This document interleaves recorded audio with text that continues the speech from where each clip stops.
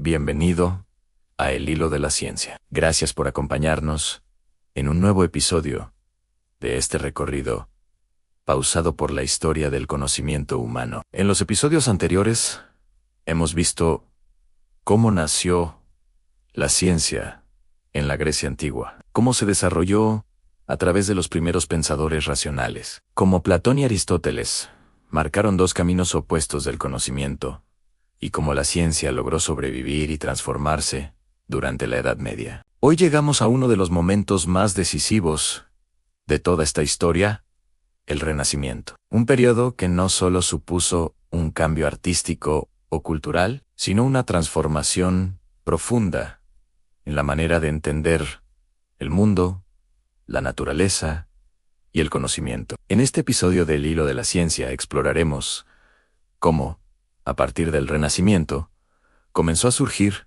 una nueva forma de hacer ciencia, una ciencia basada en la observación directa, el experimento y las matemáticas, una ciencia que rompería definitivamente con muchas de las ideas heredadas del mundo antiguo y medieval. Para comprender este cambio, debemos empezar por entender qué fue realmente el Renacimiento. El Renacimiento no fue un acontecimiento repentino ni uniforme.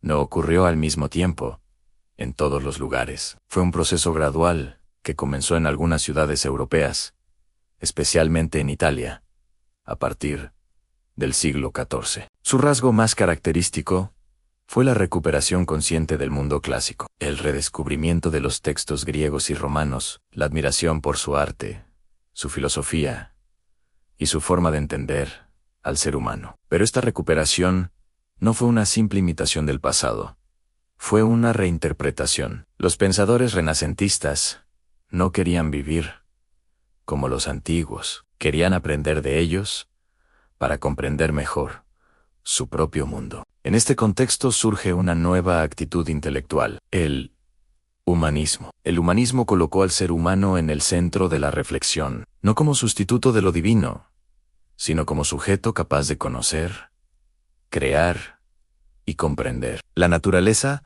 dejó de verse únicamente como una creación simbólica con significados teológicos.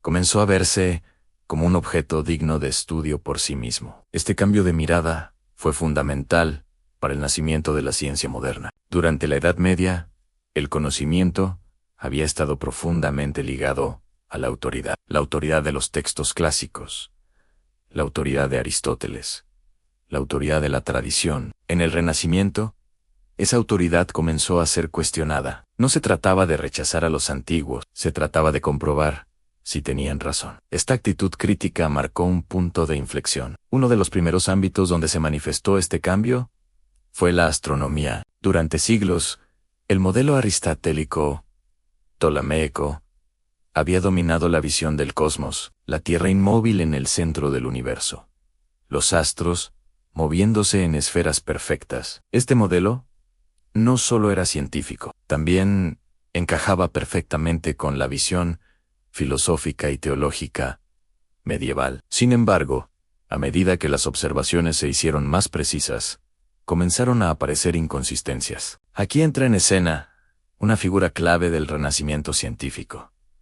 Nicolás Copérnico propuso una idea radical, que la Tierra no era el centro del universo, que era el Sol quien ocupaba esa posición. Su modelo heliocéntrico no surgió de la nada, se apoyaba en observaciones, cálculos matemáticos y en una profunda insatisfacción con la complejidad artificial del sistema antiguo. El modelo de Copérnico no era perfecto, pero introdujo una idea revolucionaria, que el lugar del ser humano en el cosmos no era privilegiado. Esta idea tuvo consecuencias profundas, no solo científicas, sino también filosóficas y culturales. El universo dejaba de girar en torno a nosotros. Sin embargo, el cambio no fue inmediato.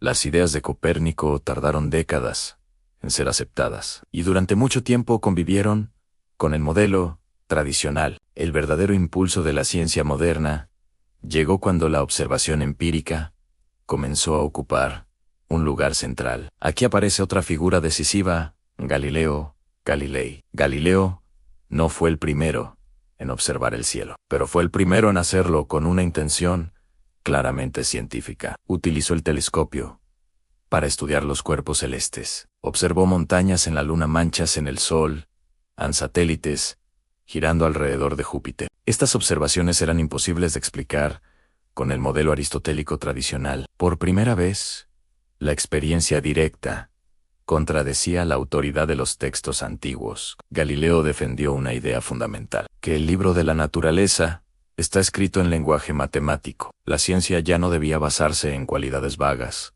sino en medidas precisas, en números, en relaciones cuantificables. Este enfoque marcó un antes y un después. La ciencia comenzaba a definirse por su método en observación, en medición, experimento. No bastaba con razonar correctamente.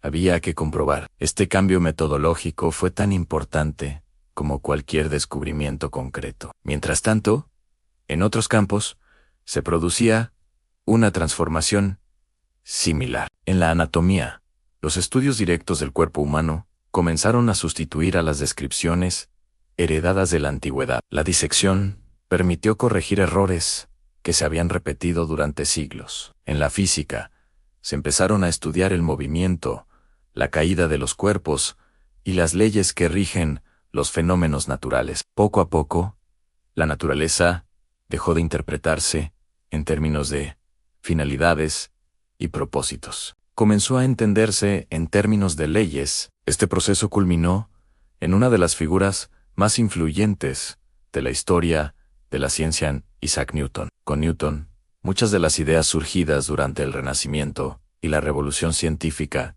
se unificaron en un sistema coherente. Newton mostró que los mismos principios matemáticos que explican el movimiento de los cuerpos en la Tierra explican también el movimiento de los astros. Por primera vez, el universo se entendía como un sistema regido por leyes universales. La separación entre el mundo terrestre y el mundo celestial desaparecía. Este logro no habría sido posible sin el camino iniciado en el Renacimiento, sin la recuperación del pensamiento clásico, sin el cuestionamiento de la autoridad, sin la centralidad de la observación y el experimento. La ciencia moderna no nació de una sola idea, nació de una nueva actitud ante el conocimiento, una actitud que combina razón y experiencia, teoría y observación, matemáticas y mundo físico. El Renacimiento fue el punto de partida de esta transformación. No fue una ruptura total con el pasado, fue una continuidad crítica. La historia de la ciencia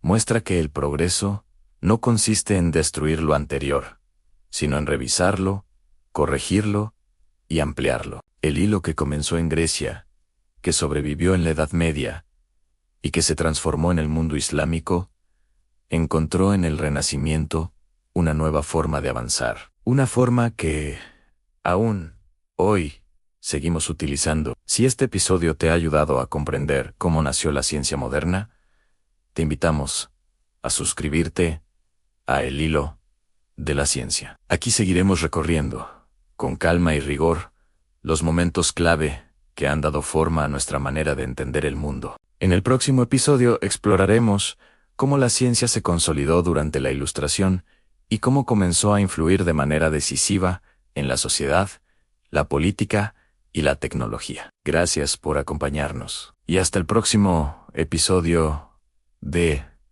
El Hilo de la Ciencia.